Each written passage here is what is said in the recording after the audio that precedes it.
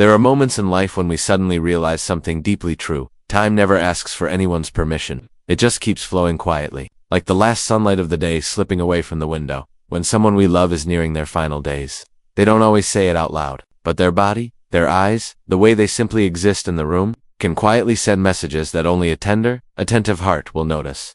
Recognizing those signs isn't about giving up. It's about preparing for the words left unsaid, for the hands we haven't held yet, and for the hugs we still need to give.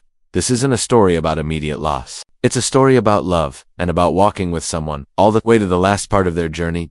And if you're caring for someone, or simply want to understand this fragile chapter of life more deeply, let me share with you 7 gentle signs that the moment of goodbye may be drawing near. Changes in breathing. Breathing is the drumbeat of life. From the first cry we let out as babies, our lungs have been patiently filling and releasing with every breath, playing a wordless song that lasts our whole life. But as the farewell draws closer, that song begins to change its rhythm. You might notice their breathing isn't as steady as before. Sometimes there are long, unusual pauses between breaths, almost as if the body is hesitating. Do I really need to take in more air right now? Other times, the breaths become fast and shallow, like a quick gust of wind brushing past a window and then leaving. You may even hear a soft rattle or wheeze, not because they're in pain, but because the muscles and airways are gradually relaxing and letting go. In medicine, this is called Cheyne-Stokes breathing, a pattern that shifts between fast, slow, and moments where it almost stops before starting again. But to those who love them, it's more than a medical term. It's the rhythm of their life slowing into a gentler, quieter tempo sometimes. Fading. It's important to know, this change is usually not a sign of suffering. It's simply the body's way of conserving energy, as the organs slowly step back like performers leaving the stage as the curtain begins to fall. For those watching, hearing these changes can make the heart ache. But remember, this is a moment to hold their hand a little tighter, letting your heartbeat keep pace with theirs, no matter how fast or slow it becomes. If you can, create a quiet, warm space for them. Open the window for a little soft light, or place a gentle pillow to ease their breathing.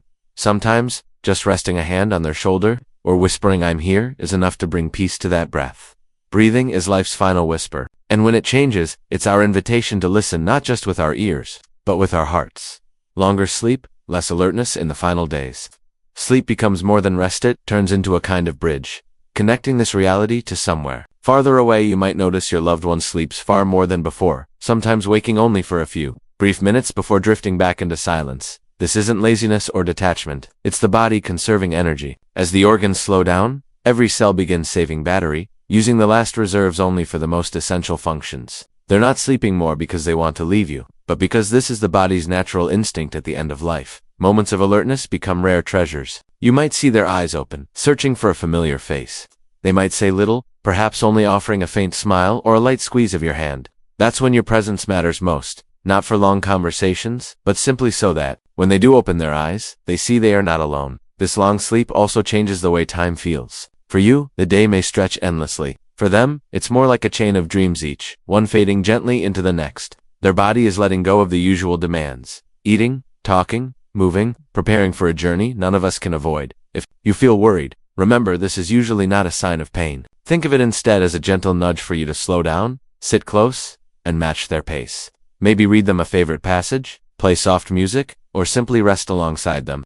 Sometimes, love is expressed through silent companionship, and in between those deep sleeps, every time they open their eyes, it's your chance to smile, to let them know, without words, "I'm still here, I'll be here," until the very last moment. Eating less, or stopping altogether one day, you might notice the plate of food is barely touched, the glass of water has only a sip missing, and no matter how lovingly you offer a meal, it just doesn't seem appealing anymore. This isn't because the food has lost its flavor, or because they're upset with anyone. It's because, at the end of life, the body simply doesn't need as much fuel as it once did. As the body slows down, the stomach and digestive system do the beating. Once a daily joy and routine can start to feel heavy, even uncomfortable, you might see them choose just a few spoonfuls of soup, a tiny piece of fruit, or only sip enough water to wet their lips. It's a natural response, like a fire slowly shrinking, keeping just enough flame to burn gently until it fades out. For loved ones, this can be hard to watch. We've always linked meals with life, with care, with love. So when they refuse food, it's easy to feel helpless. But forcing them to eat now can cause discomfort, or even pain. The most important thing is to listen to their body and respect the natural rhythm they're following. You can still show love in small ways. A dab of lip balm, a spoonful of cool juice to soothe their throat, or simply sitting beside them in shared quiet. Instead of expecting them to eat like before, remember love isn't measured by how much food they take in, but by the warmth you offer in these moments. This could also be the time to revisit beautiful memories tied to food. Tell them about the time the soup pot boiled over and everyone laughed, or that birthday party full of joy and noise. Those stories can sometimes feed their heart even more than a full meal, and in the end, you'll realize love isn't just about feeding each other bites of food. It's also about letting someone you care for set down the weight they no longer need to carry. When their body is ready for the journey ahead, changes in breathing something we usually take for granted, can suddenly become the body's own language in the final days of life. You might notice your loved one breathing more slowly, more deeply, or with pauses in between. Sometimes there may be a long stillness between breaths that makes you think they've stopped altogether. And then, the breath returns. Soft as a whisper of wind. At times, the breathing pattern changes fast, then slow, deep, then shallow. This is often called Cheyne-Stokes breathing, and while it may sound unusual, it's a natural part of the process. The body is no longer keeping the steady rhythm of healthy life. Instead, it's finding a new tempo that matches this closing chapter. Sounds may also change. You might hear a gurgling or rattling sound, often called the death rattle. It's not usually a sign of pain, but rather the result of mucus or saliva that can no longer be swallowed or coughed up as before. For those watching, the sound can be heavy on the heart, but for the person experiencing it, it's typically not uncomfortable. These moments can bring both worry and sorrow. What matters most is keeping the space calm and warm, so that every breath, whether slow, quick, or uneven, is surrounded by peace. Sit nearby, hold their hand, or whisper words of love.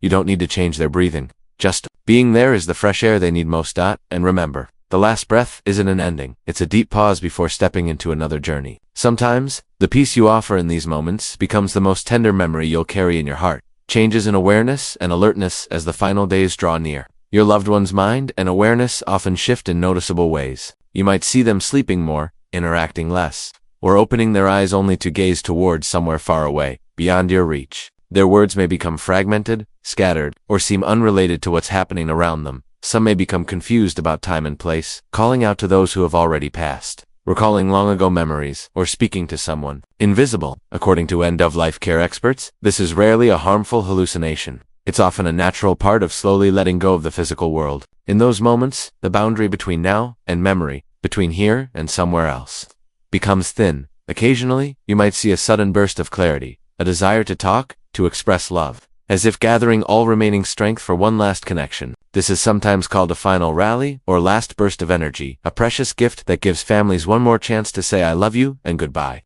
These changes in awareness can be confusing or heartbreaking for those who stay behind. But when you understand they're part of the natural process, you'll know how to respond with gentleness. Speak slowly. Keep your tone warm. Use eye contact and touch to comfort. There's no need to correct their mistaken words, because for them, those words may hold a very real and comforting truth. Let these moments become a space for empathy, soft whispers, and the acceptance that every journey has a stopping point, but love never does. When we recognize these signs, the most important thing isn't to panic or try to hold on to time, but to use each remaining moment to give love. Passing away is a natural part of life's cycle, but the way we stand by our loved ones in their final days will leave an imprint that lasts forever. If you're caring for someone at the end of life, remember, you're not alone. Lean on family, friends, and professionals for support. Give yourself permission to rest, to cry, and to speak your feelings. Your presence, even just a warm glance or the squeeze of a hand, can be the greatest comfort of all. And if this video helps you understand the end-of-life journey a little better, please like, subscribe, and share so more people can find peace in difficult times. Let's spread compassion so no one has to walk through the pain of goodbye alone.